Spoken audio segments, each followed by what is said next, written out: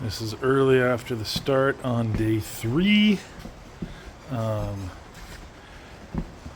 Got most of the stuff off. Got those rhino racks off.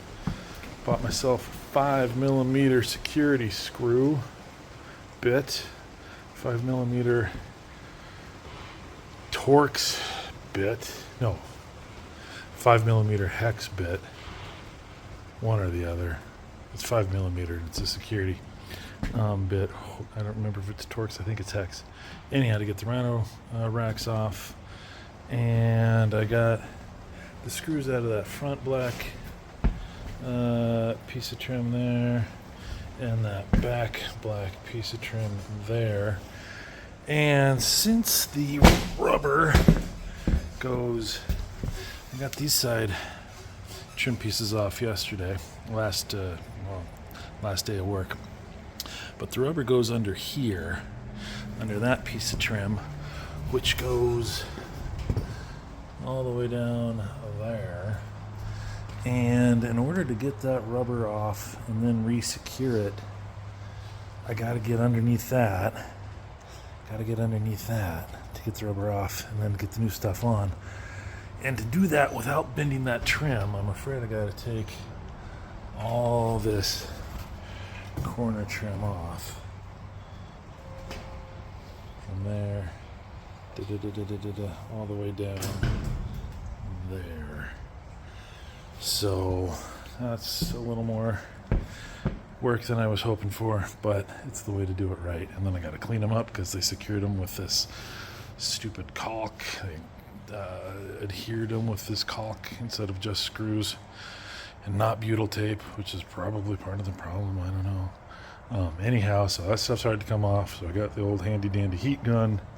Once I get all the screws off, I use the heat gun to warm it up.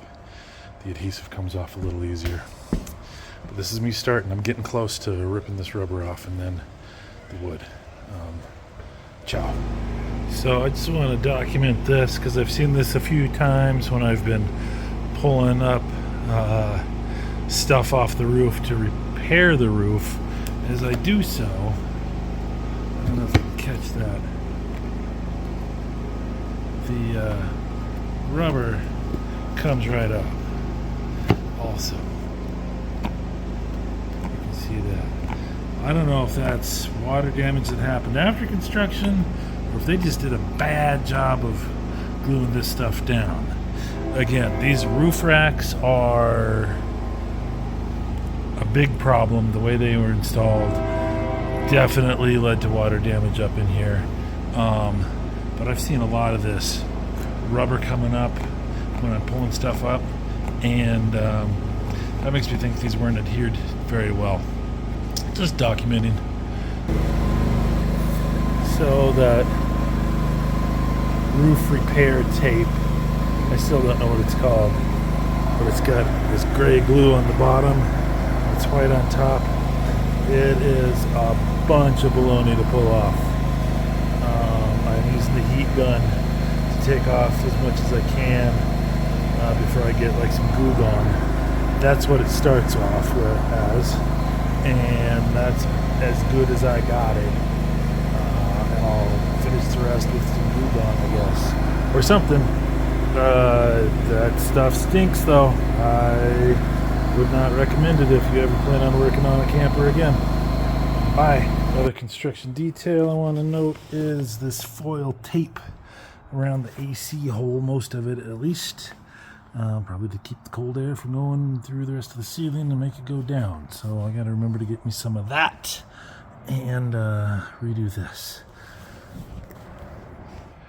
So just a little bit of talking about getting these pieces of trim off, which I need to do so I can remove the rubber which is underneath that part and then re-secure it.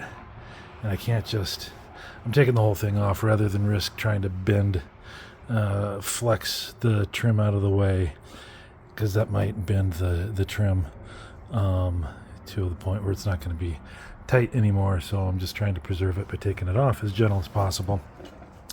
Doing so has been removing all the screws that were in there.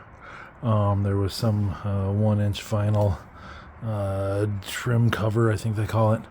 Inside there, that just rips off. You can see, yeah, it's that stuff down there. Not the cables, but the flat stuff. And then scraping off the caulk. There's a thin bead of black caulk on either side, which is going to be holding it in place. And then I've just been very gently working my scraper in here. If it doesn't go far, then don't go far, because you come back later and it'll go farther next time. We're just doing that all the way down and all the way up both sides, hoping I can get this off without tweaking the metal so that I can reuse it and not have to buy new trim, because there's no way I can just buy straight trim.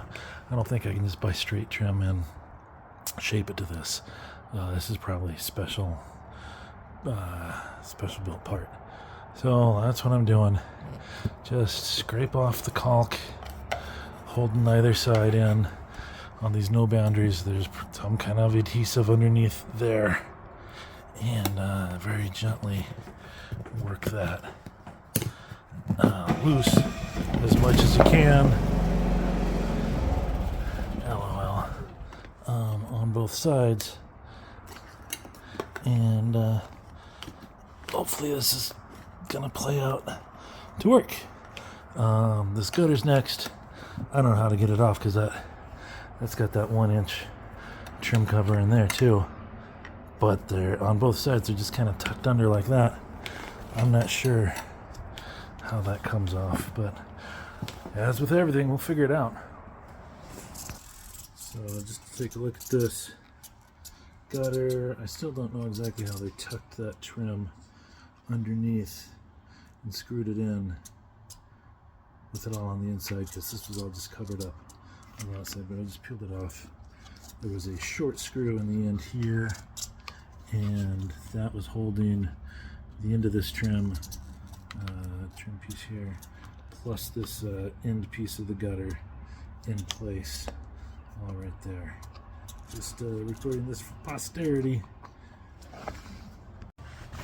All right, we're just about there. Got all the trim off, including these corner pieces, edge pieces that go top to bottom. Had to do that because the rubber goes back that far. All I got to do is take those handful of screws off, 5 in the ladder, and then this panel, outer panel, will peel up. Same up front. I got all the vents off. Fan, AC is loose, but I am not going to take it down because I'm by myself and it's a lot of weight. So there's 1, 2, 3, 4, 5, 6 screws across here. Again, take those off. That panel will curl up, and I'm going to start pulling rubber. Here we go. All right, before I take all this rubber off, I'm going to document a few things. I'm here on the passenger side, and while the rubber extended out here, I had to cut it off. Out here, I had to cut it off to get the trim off. It only hangs over, not even a 1/2 inch, where this awning mount plate was, and that is about 6 inches, 3, 4, 5, 6, 5 inches from this funny little cut right here in the exterior panel. So just about a 1/2 inch overhang there, very, very little. There was some kind of adhesive holding it on there, and that only about a 1/2 inch pretty much extends all the way to the end of where it ends. All of 1, 2, 3, 4, 5 inches behind that exterior panel. On the other side, where the gutter was,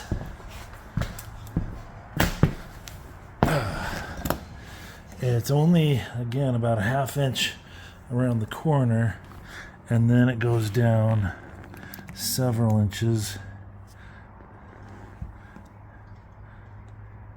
Call that 2 inches over the edge where the gutter was.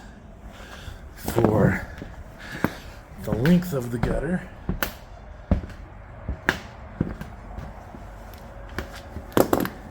and then it comes back up to about a ½ inch at the end of the gutter, and yada yada yada. Boy, that rubber went right down. It's almost like they put the gutter on and then cut the rubber underneath it, up and around. So I'll try to remember to do that. And pulling these back is making me nervous, because if I break them, that's going to be a bear to replace. So I'm going to start with scoring the rubber several inches back, take off what's easy, and then hopefully have some kind of leverage with the rubber to pull up those exterior panels without putting too much stress in one particular place. And this rubber is coming up fairly easy. Here's the big unveil. Unboxing the big reveal. Oh my god. That's all moldy and gross. That's nasty. That is still wet. It's been out of the rain for 2 or 3 weeks now. And it is wet. And it is moldy. And screw those roof racks. I'm going to get to it. Interesting construction point.